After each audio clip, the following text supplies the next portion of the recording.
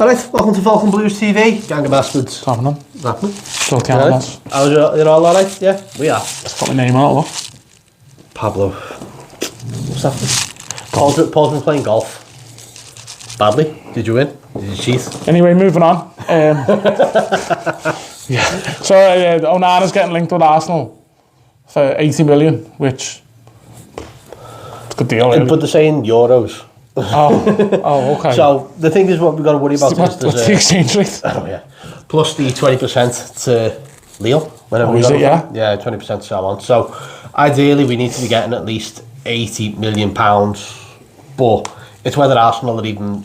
It's silly season. We know this. It's stupid rumours. You know, even that one earlier about Branthwaite and Real Madrid. You know what I mean? You'd think Ancelotti would want him to be playing Champions League football at least for a little bit before going to Real Madrid. It's not Thomas Gravison. Yeah. Yeah, we were discussing it before, and if Arsenal are going to make a bid, it's more likely the summer, innit? But they're not going to. I mean, they spent 100-odd million on Rice, 80-odd million on Havertz. They haven't really got the... I don't know whether they've got the money or whether they're any kind of threshold or anything like that. Yeah. But that kind of money in January it's Chelsea levels of stupidity, I think. And it's a good way to describe it, actually. It is, because you know you're just throwing money at something and hoping that it sticks. I think with Onana, they've still got a lot to prove. Personally, I don't rate him. I don't mind. We'll have this argument until we're blue in the face. Yeah, yeah. You know what I mean? But if they're offering 80 million, you've got to snap their hands off. Because like you're saying, you wouldn't want to sell Pickford, you wouldn't want to sell Branthwaite. And they're probably, those three are our most sellable assets, really. Yeah, I think if you've got to lose one of them, it's the Belgian Niago for me. The Belgian Niago. Are you going to jump on the pitch at the Villa game and just like, give me a shirt? I'll fucking throw a shirt. Shave your head and do that, eh? But no, I haven't taken to him, and it's not, you know, everyone goes, oh, well, he calls him lazy and stuff. I just don't see enough from him, really. Yeah, I've seen some terrific passes, I've seen some really good tackles, but I just don't think he imposes himself on a game as much as I would like a central defensive midfielder to do so. When everyone moans about Garner Gay, who can't pass couldn't pass water, but doesn't stop running, like Takore, doesn't stop running. You see him, he'll just stop and it'll stroll around a little bit, and it's just more a case of like, you could be doing so much more. When you look at someone like Fellaini. Yeah, but do you know that same height, that same big grok in the midfield? Yeah, but he's not a grok though, is he? He's not Fellaini. He's 6 fucking... Yeah, but he's...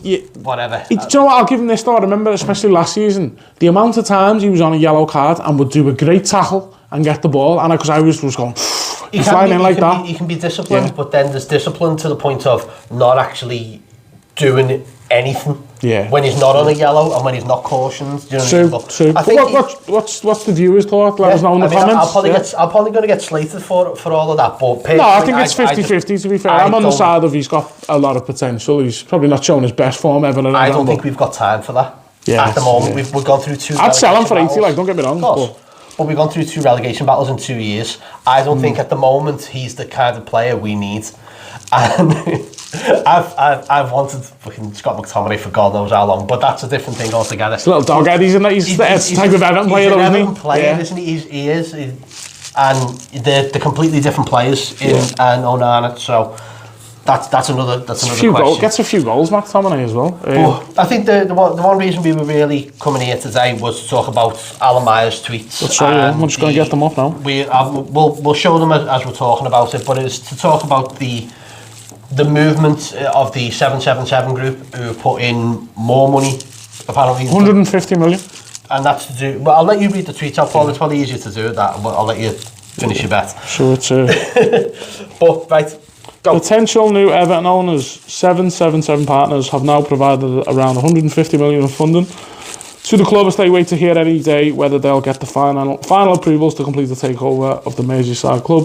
The funds are being used for the ongoing construction of the new stadium, which is now less than a year from completion, and it's working capital for the club ahead of the Miami-based group's proposed purchase of Farhad Moshiri's majority shareholding after the deal agreed in September. 7 partners were given the all-clear by the Financial Conduct Authority last month and are awaiting on approval from the Premier League, which could come any day now.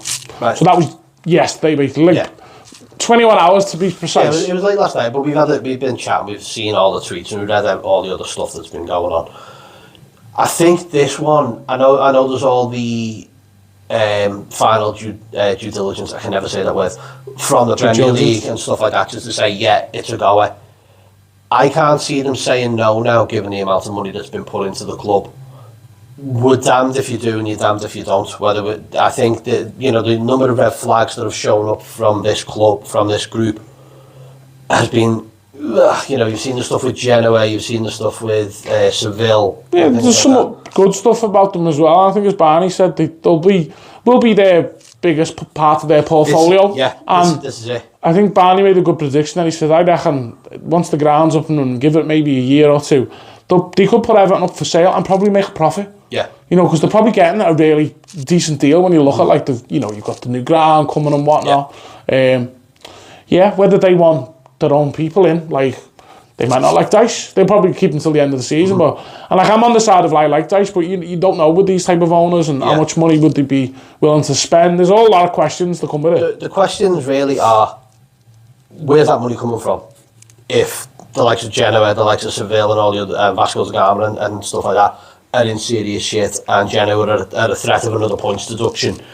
Seville have got a transfer embargo, I think, but I think that's something to do with I think that's the Belgium side of the standard liaison. So they've got a transfer embargo, yeah. So even when I'm saying that, it's another club who've got you know what I mean? So there's loads of red flags. Seville have done a pretty good job. Barney's made a good point there, though. And Everton will be the flagship, and that's the way to use it. Everton will be the flagship. They'll have a new stadium, a Premier League side, which is probably what they've been trying to do all along.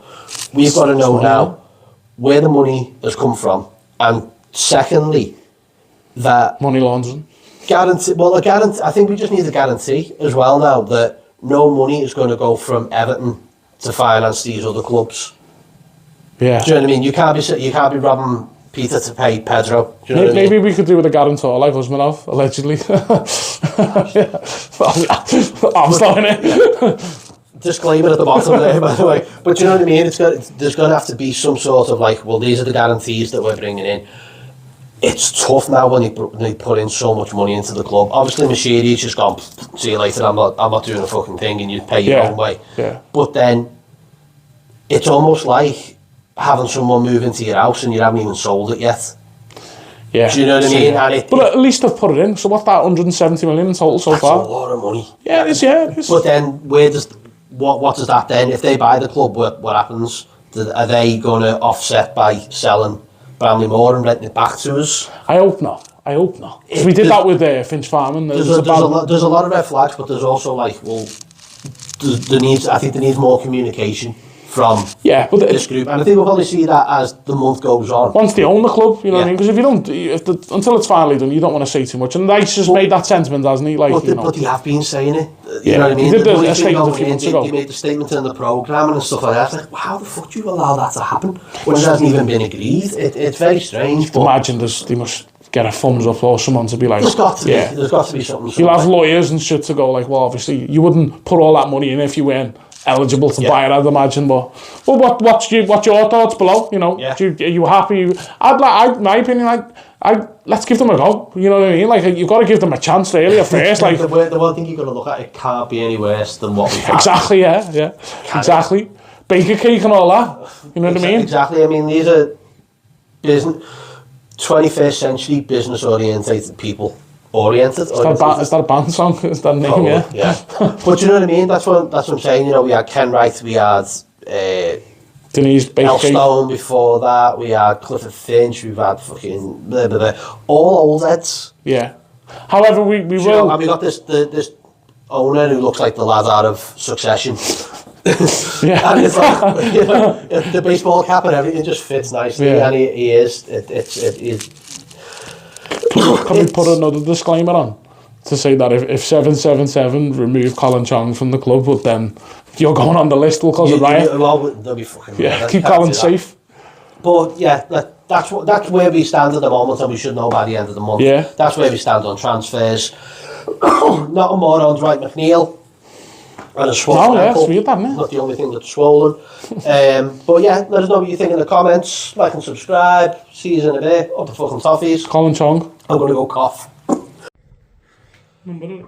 Alright, so as we were finishing that last video, the draws just come on BBC, so we're just quickly watching this now. Watford, Southampton, Everton we're going to be Everton 6. Balance. Shit tight. Us at home. Go ahead. Home tight.